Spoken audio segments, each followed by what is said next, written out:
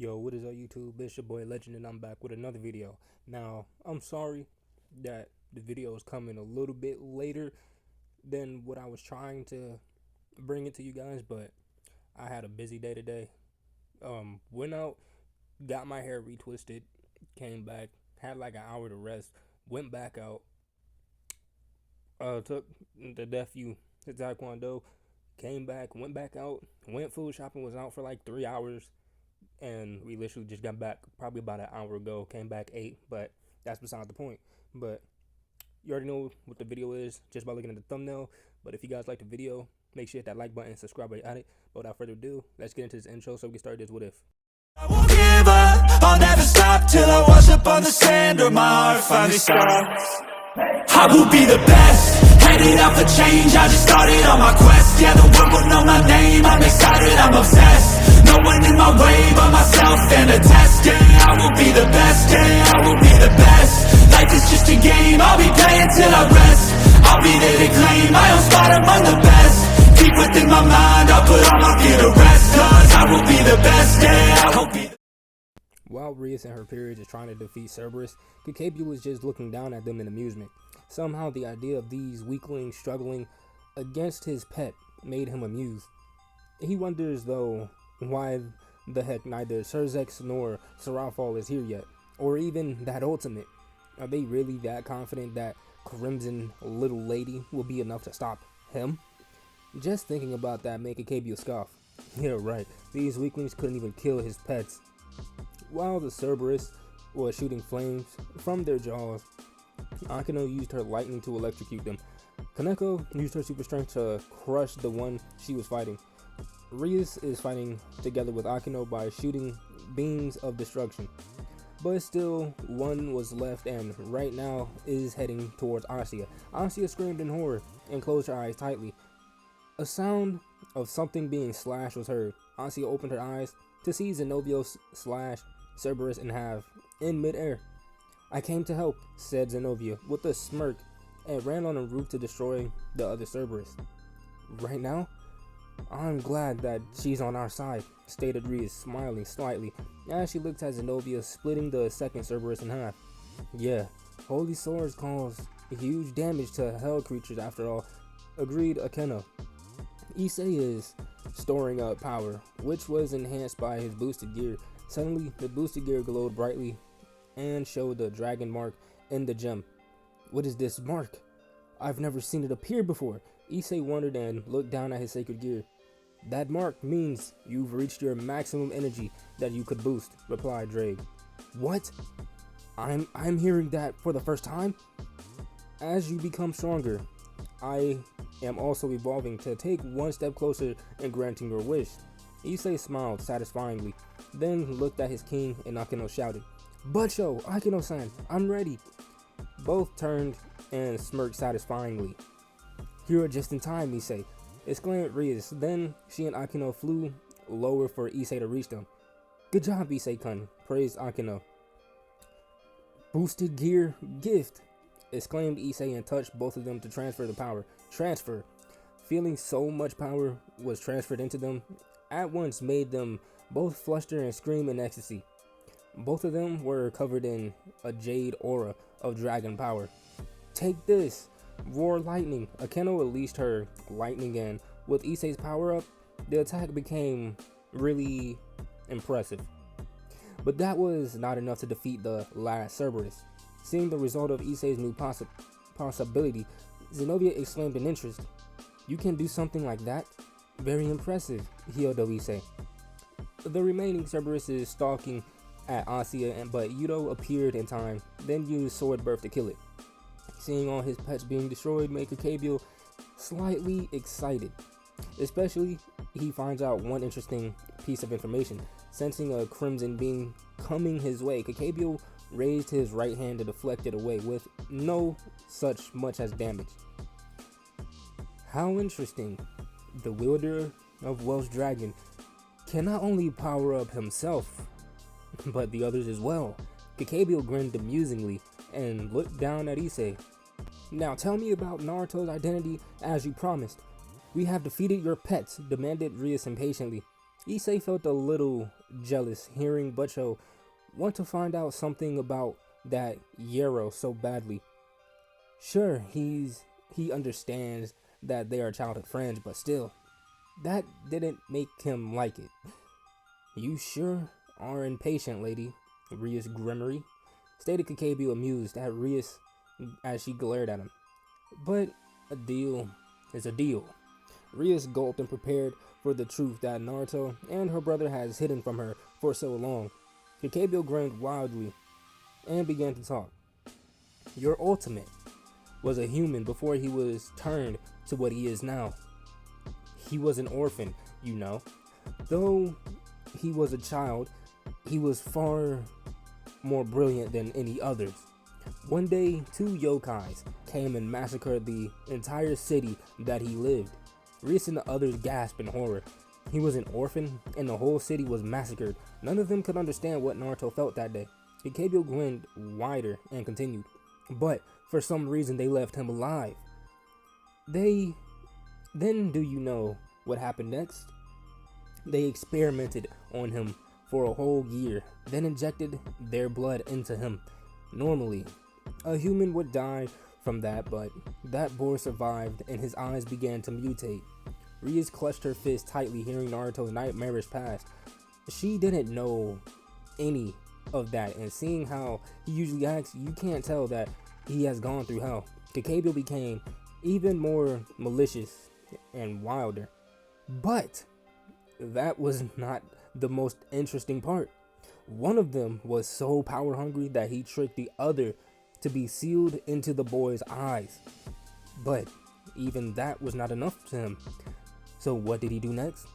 He forced the boy to consume 5,000 souls of different races to make him an ultimate weapon. Kakebu began to cackle madly and licks his lips by a mere thought of Naruto's power. Rias widened her eyes and gasped in horror, but she covered her mouth with her right hand. Her tears slowly started to pour down from her eyes. How can someone have such a horrible past and yet still act like everything is fine? The rest was silent as well. Naruto's past is more horrible than all of them combined. Coughing a little to calm himself down, Kakebo continued. Surely, with such powers, a mere 8-year-old couldn't handle it. So, to remain sane, he forcefully discards all those emotions that would make him become insane.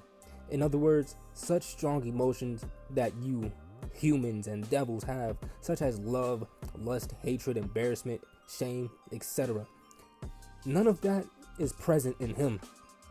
That is the price of becoming an ultimate, a being with godly powers but practically no emotions. Kabil then grinned madly and exclaimed, "Isn't he a perfect killing machine, eh? By the way, Ultimate was created for one goal. That is to overthrow gods and Maos. I don't know any of that. I didn't know of Naruto's horrible past.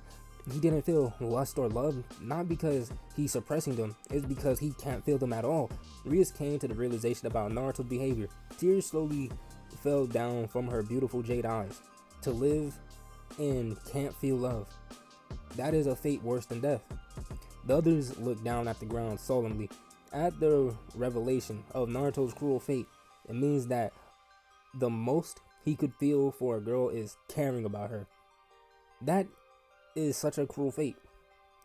So, how do you feel that the most powerful servant is an unfeeling machine, huh? You understand, right? That Ultimate is more of a monster than any of us here. Kakebia taunted Rias with an arrogant grin. Hearing that caused Rias to widen her eyes in pure rage. She opened her palm and unleashed a powerful beam of destruction at Kakebia. "Don't you dare call Naruto a monster in front of me!" Kakebia struggled a bit when deflecting the beam. He was a little surprised seeing how much power Rias unleashed in that attack. Outside the barrier, Naruto is standing on one of the roofs and observing the battle. He saw how Yudo and Zenobia had arrived and finished off those dogs.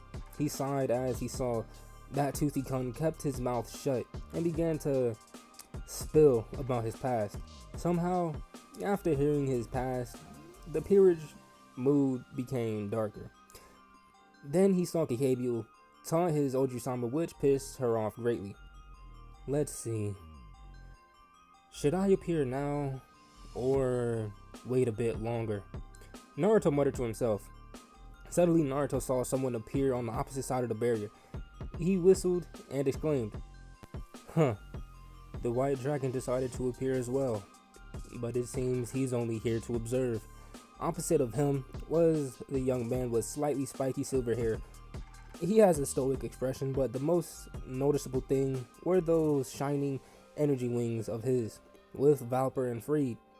The huge pillar of light slowly died down to reveal only a single sword in the center of a magic circle. Valper Galilei has a huge, satisfying grin on his face. "Finally, the ultimate Excalibur is born," exclaimed Valper, and spread his arms wildly. "Valper Galilei," exclaimed Yudo, and glared daggers at the Archbishop. "Heretics, Freed Selzen, and Valper Galilei. Today, you two will pay for your sins," Zenobia declared, and pointed Excalibur destruction at the two rogue exorcists. Valper glanced at Yudo, then to Zenobia from the corner of his eyes, and exclaimed, "Ah, the wielder of sword birth, and that girl exorcist. But you two are too late. We have already finished the fusion of Excaliburs." When the pillar of light completely disappeared, Freed began to approach to a newly formed sword and picked it up. "Hello, my newly created Excalibur. Let's show these trashes our power." Freed took hold of the newly created Excalibur and grinned madly. Valper, already seeing how much they become distracted hearing about Naruto's past, and decided to add something that completely pissed him off. "Kakebio-sama, already told you about that boy's past, right? But I will do this and add something." Valper grin became more insane. "He is my product. It's true that those two yokais helped in his creation, but all theory behind his creation is mine. Who do you think created those contains that could contain souls, huh? Only I was capable of that, and I succeeded. The ultimate was born." He then began to laugh like a psycho. Yudo recalled the conversation with Naruto, then the past that was revealed about the Kakebio, and now he found out that the mastermind behind all that nightmarish past is the same bastard that has ruined his life. "Valper, bastard, I will never forgive you. You ruined not only my life, but Naruto-san's as well. I will not satisfy until I kill you with my own hands," declared Yudo, and glared with so much hatred in his eyes. "Then come, trash, I will take you on," taunted Freed with a "come on" motion. "I will avenge my friends. That's the reason why I was revived as a devil." Yudo shouted and charged at Freed, but Kakebio won't just stand aside, and didn't act. Faster than Rias and her peers could realize, he threw a lightning spear at Yudo with impressive speed. Yudo could only turn aside and anticipated for the attack to hit him, but from a distance a purple astral hand caught the spear and crushed it into pieces. Everybody slowly turned to the direction of the source of that hand. "Kiba-san, you were careless. Do you really think that Toothy-kun out there will let you attack his subordinates so freely?" The voice was calm and laid back as usual. Naruto stood there, enveloped himself with Susanoo ribcage, and the hand extended from it. "Naruto, Naruto-san, Naruto-kun," exclaimed his allies. Naruto released his Susanoo and began to walk to them calmly. "Yo, what's up?" Everybody that knows him sweat dropped. Naruto will always be Naruto, who stays calm to the last. "Where have you been, Naruto?" demanded Ria, slightly angry. Her eyes are being covered by her locks. Naruto blinked, then tried to recall a very helpful excuse that he found out recently. He snapped his fingers and recalled, "Ah, I got lost on the road of life." Everybody face fault and thought at the same time, what kind of lame excuse is that?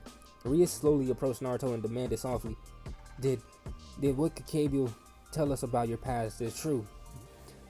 Of course, Naruto tried to avoid the question, so he replied, that can wait now. Oju-sama, please stand aside. I will take care of Toothy-kun from now on. Rias looked up at Naruto with different emotions in her eyes, pity, confusion, and grief. Just answer yes or no. Naruto sighed and nodded his head.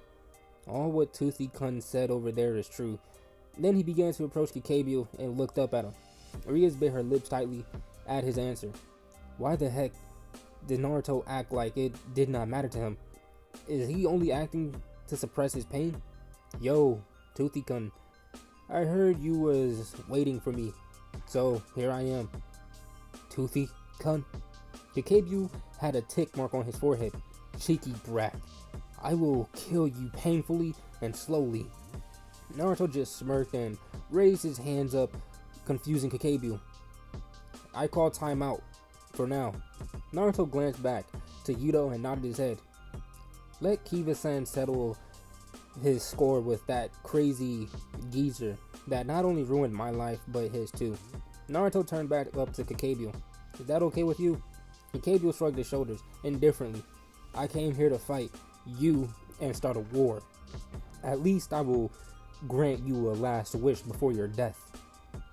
I appreciate that, retorted Naruto with a slight grin, and so he turned to observe the battle of Yudo and Zenobia. Valper decided to completely destroy Yudo's psychologic condition and began to slowly approach him with a mad grin. I've one more project I forgot to remind you. After realizing that you useless subjects won't ever be able to use holy swords because you all don't have enough genes, I just extracted them all and catalyzed them. Yudo widened his eyes in horror at hearing that. Valper took out a shining blue crystal and tossed it on the ground in front of Yudo. This is the last of them though. Your hypocrites exiled me, and yet you still use my project for your gains. Zenobia recognized it as every time an exorcist received a blessing, those things were put into their body. Not that she realized what for. Slowly, Yudo picked up the crystal and held it dear to his chest. The souls of his friends were all in the crystals. Suddenly, the souls began to materialize outside. Kiba-san, you have managed to free your friends with your feelings to them, exclaimed Naruto impassively. The girls looked at Naruto and wondered what he's feeling right now, because that bastard Archbishop had ruined his life as well. The souls of Yudo's friends told them that they never blamed him even once. Then they proclaimed that from now on they will always be with him. Their souls slowly merged with Yudo's and created a powerful energy that enveloped Yudo's body. That knight finally achieves it, said Drake. Achieved what? Wondered Issei. But the one that answered the question was Naruto. He manages to evolve his sacred gear with the help of his friends to a level that rivals of a balance breaker. Naruto exclaimed to them with his hands crossed. Both rogue exorcists were defeated and lied unconscious at the ground now. Kakebyo looked down at Naruto with bloodthirsty grin and exclaimed, now Ultimate, let's start our party. Just as Naruto was about to advance, Ria stopped him. Naruto, this is one of the leaders of the Grigori. You can't expect us to let you fight him alone. We will fight with you together. Butcher was right, Naruto-kun. You're strong, but you are not strong enough to take him just yet, added Akeno. The others nodded their head as well. Naruto looked at all of them and replied, I am touched by your concerns. Not wanting to be rude to any of you, but none of you know about my level. The others flinched slightly hearing this statement. Naruto ignored them all and began to approach Kakebyo. He knows that what he did was rude and harsh, but he just needed them to stay away from the battle. Now, show me the power of your eyes, Ultimate, exclaimed Kakebyo in excitement and folded up to reveal his 10 jet black rings. Toothy-kun wants to see my Sharingan, Naruto exclaimed in mock surprise. Nah, but I will show you something interesting on par with that. Kakebyo cocked his head when he heard the brat claim that he will bring out something interesting. Really? Then bring it out then. Naruto smirked coldly at Kakebyu and warned, okay, let it be your way, but don't regret your decision, Toothy-kun. Kakebyu felt annoyed at the brat, as he called him this stupid nickname again. Issei giggled each time Naruto called the leader of the Grigori that. Asuya laughed softly while covering her mouth as well. Reese looked at Naruto and smirked. His presence sure changed everyone's mood really fast. She can't wait to see Naruto's true power with her own eyes. Naruto touched a gem on his choker, closed his eyes and began to chant. In the name of Abyss, I release you from this seal. Slowly, a dark energy began to emanate from the gem on his choker. The currents of the wind began to gather around Naruto's body, creating a mini twister around him. Naruto extended his right hand aside, and the energy began to change shape to a sword in his right hand. It was a big rectangular shaped sword, but the tip looks like a pincer. Naruto is holding the Blaster Dark Sword. Basically, that's basically what he's holding. But the change didn't end there. Naruto's black highlights began to replace his golden locks, and his hair became longer, reaching down to his back. Naruto's hair was covered by the dark energy coming from his sword. The twin bangs is flapping because of the harsh winds. The back is floating up as well. Naruto slowly opened his sky blue eyes dramatically and pointed his sword at Kakebyu. Shall we begin? The girls blushed horribly at Naruto's new appearance. Sure, they thought that Naruto is out already as he is, but this is just mind-blowing to them. Right now, he looked dark and mysterious. Oh my, Naruto-kun, just as I thought, that you can't possibly become any hotter. You completely blown my mind with that appearance, exclaimed Akino, blushing badly while touching her cheek and licking her lips hungrily, drinking up Naruto's new look. Rias is blushing horribly as well. But so many things happened today, making her speechless. But Rias also decided for herself that no matter what, Naruto remained by her side forever. There definitely must be a way to return his emotions back to him, and Rias won't stop until she finds it. Zenobia stared at Naruto with a huge blush and thought, when I decide to give birth, then Naruto will be the perfect person for me to help. Yes, after all, he's not a devil. Even if he can't love me, he will take good care of me. That is satisfying enough for someone that doesn't know much about love like me. Naruto-sen looked so... Asuya realized her current thoughts, and she shook her head furiously. Bad, Asuya.